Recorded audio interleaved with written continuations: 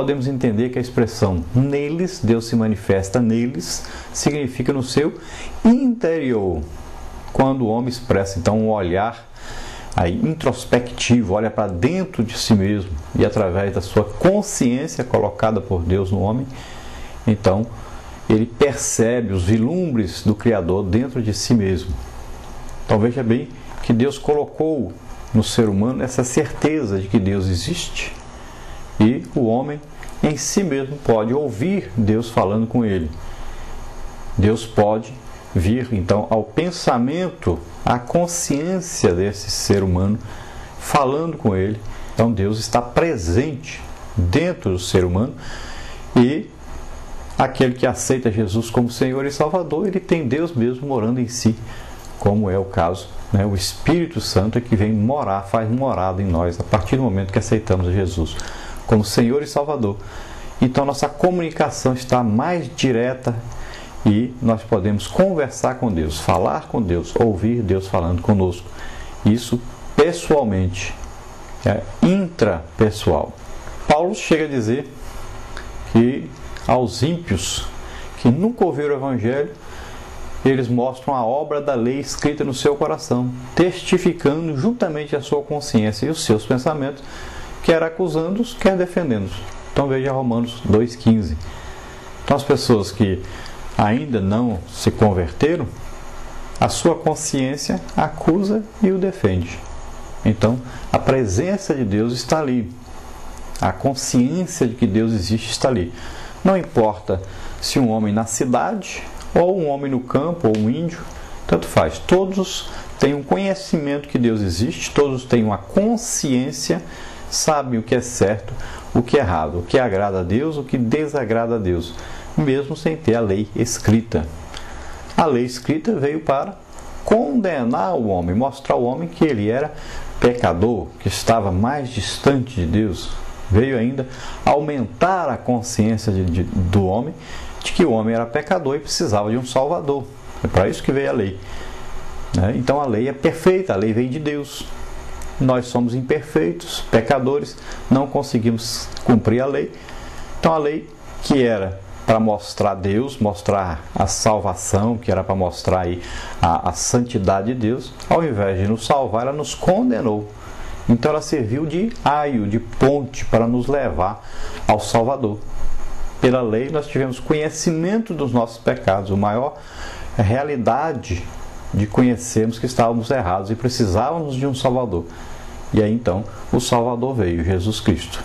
E aquele que o aceita como Senhor e Salvador, que aceita que Ele cumpriu toda a lei em nosso lugar, que morreu por nós, então Ele é salvo. Então, em segundo lugar, nós temos aí que Deus se revela ao homem, então, comunica-se com o homem através da natureza, né? Porque as suas coisas invisíveis, desde a criação do mundo, tanto o seu eterno poder como a sua divindade, se entendem e claramente se veem pelas coisas que estão criadas, para que eles fiquem inexcusáveis. Isso está registrado em Romanos, capítulo 2, versículo 20. Então veja bem que Deus dá a conhecer que existe através da própria criação que Ele fez e que Ele mostra ao homem. Então é aquilo, por exemplo, de uma semente, né, de árvore que é plantada e de repente se torna uma árvore. Isso todo mundo sabe, é um milagre, foi Deus que fez, é maravilha. Mas Deus faz isso na natureza todos os dias. Só que demora um pouquinho mais para a árvore crescer, dar frutos, não é? Então, através da própria natureza, o homem sabe que Deus existe. Até o próprio cientista, quando ele tenta provar que Deus não existe, por que ele tenta provar que Deus não existe? Porque ele sabe que Deus existe. E ele quer lutar contra isso. Ele quer procurar uma razão humana para as coisas, ou uma razão da natureza, alguma coisa que nasceu na natureza, para poder negar esse Deus que ele já sabe que existe. Dentro da sua própria consciência, ele já sabe disso. Então, quem é o ateu? É aquele que tenta provar que não existe aquilo que ele tem certeza que existe. Então, a criação de Deus, a natureza, a própria natureza, é a revelação natural já vista em capítulos anteriores, né, na Bíblia.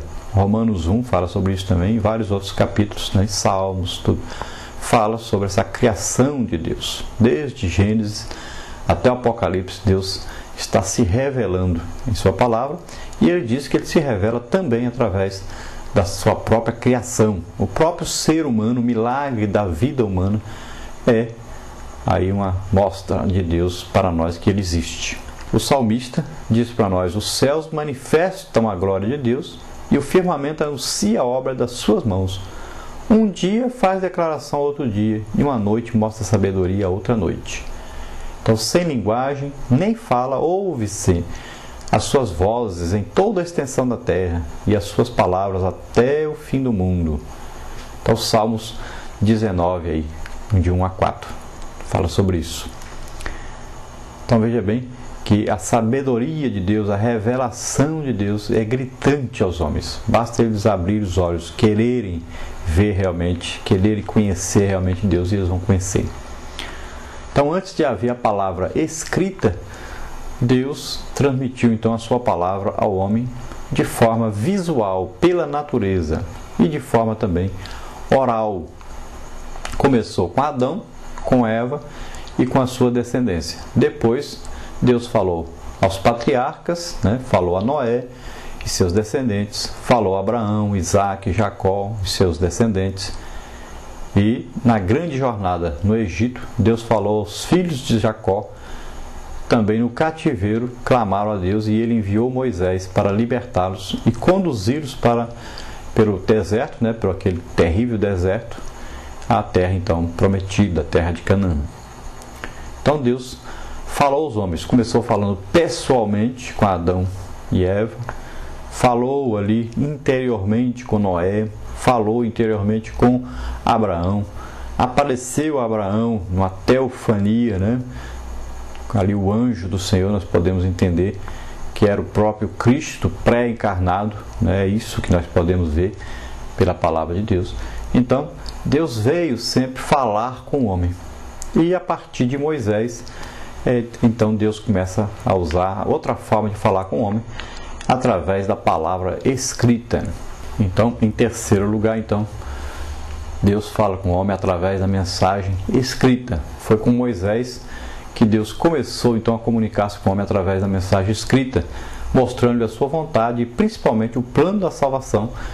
O adversário de Deus procura desacreditar a sua palavra, proclamando a mensagem contrária de Deus, mas não é a palavra de Deus que ele está proclamando. Nesse estudo temos então um resumo breve aí da bibliologia e uma análise consistente quanto ao valor da Bíblia como a inerrante, inspirada e revelada palavra de Deus. É o que nós estamos vendo então durante esse trimestre. É evidente que Deus se comunica com o homem em seu espírito, que está unido ao Espírito Santo, e alguns o ouvem falando literalmente em seu interior, outros em visões ou em sonhos, e até mesmo ouvindo aí a sua voz externa. Então, são várias maneiras de Deus se comunicar com o homem. E a melhor maneira é evidente, você orando, é você tendo uma vida de íntima comunhão com Deus, é você ouvindo o próprio Deus falar com você. Você sente isso, você ouve isso claramente. E já outros, eles recebem então a palavra de Deus, a escrita ou a pregada, São várias maneiras de Deus falar com o homem. Quais são os princípios de interpretação dessa forma de comunicação? Então, para evitar que a sua vontade e a verdade se perdessem pela corrupção dos homens e a malícia de Satanás, Deus fê-la então escrever nas Escrituras Sagradas. A inspiração das Escrituras resulta no fato de que elas expressam fielmente a vontade de Deus, a verdade divina. Então Deus vem, inspira o homem a escrever, a anotar, a guardar aquilo que ele queria lhe comunicar. E isso então serviria tanto para aqueles da época em que foi escrito, como aqueles que viveriam posteriormente, como é o nosso caso. Então nós temos aí a mensagem de Deus escrita para nós, que nós denominamos Bíblia, ou Biblos, uma reunião de livros, são vários livros reunidos aqui num compêndio, né? E nós podemos então receber esta palavra de Deus. Nós temos também a capacidade então de compreender o sentido das Escrituras conforme pretendido por Deus mediante